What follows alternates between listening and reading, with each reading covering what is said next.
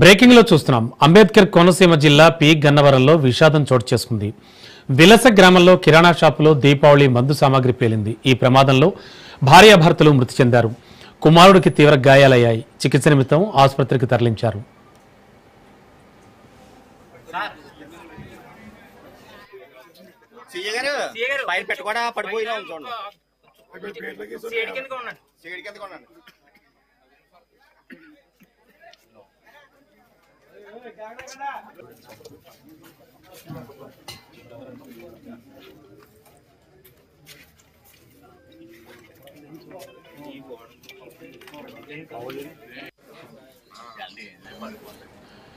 Breaking లో చూస్తున్నాం. అంబేద్కర్ కోనసీమ జిల్లా పి గన్నవరంలో విషాదం చోటు చేసుకుంది.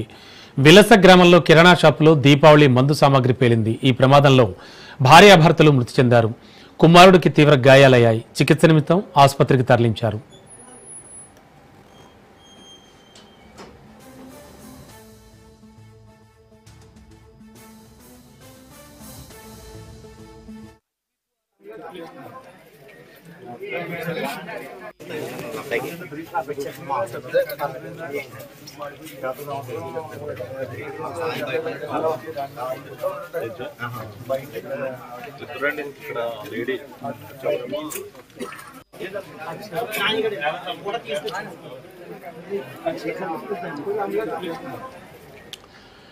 చూస్తున్నాం.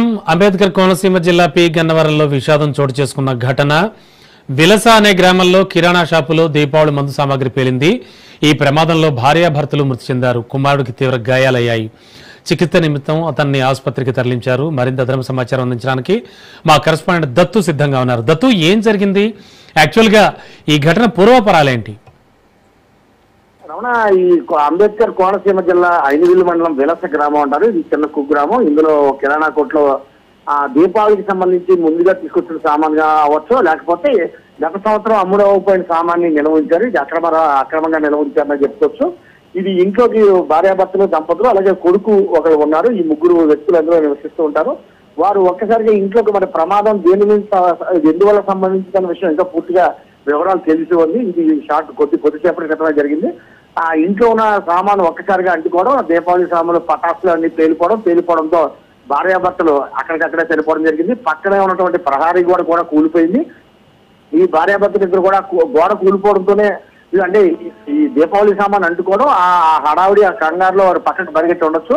ఇదే సందర్భంలో పేలుడు తీవ్రత దాటి ఎక్కువగా ఉండడంతో ఆ గోడ కూలిపోయిందని మనం భావించవచ్చు. ఆ గోడ కింద వీరు నలిగిపోయి ఉన్నారు. ఈ రెండు మృతదేహాన్ని వెలికి తీయవలసింది. అలాగే కొడుకు కూడా చాలా తీవ్ర గాయాలయ్యి ఇతన్ని అమలాపురం ఏరియా ఆసుపత్రికి తరలించారు.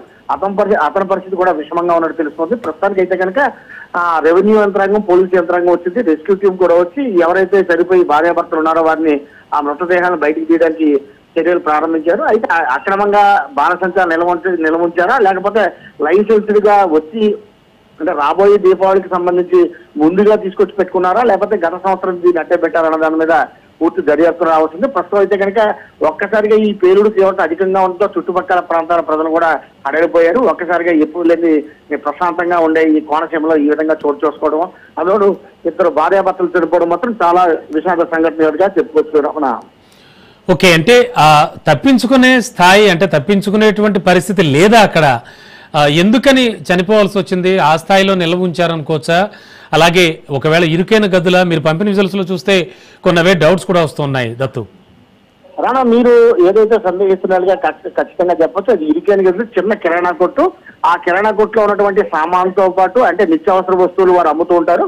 ఆ సామాన్లతో పాటు ఈ బాణసంచాన్ని కూడా వారు భద్రపరచడం జరిగింది. అక్రమంగా నిల్వ ఉంచడం, భద్రపరచాలని కన్నా అక్రమంగా నిల్వ ఉంచారని చెప్పడం కరెక్ట్.